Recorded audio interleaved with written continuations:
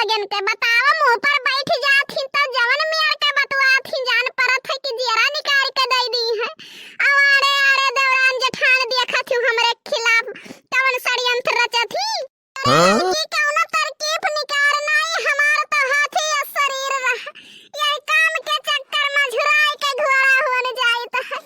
और दीदी ये काम करो बैठ के गावो सोहर और कह दियो तोहरे ननद के भावा है लड़का और कह दियो जाओ बहनी अपने घरे नाई गांव गढ़ी तुम्हें थोड़ी थोड़ी करी कहीं ननदिया के बाल बच्चा भावा भौजैया घरे छोड़ दीस।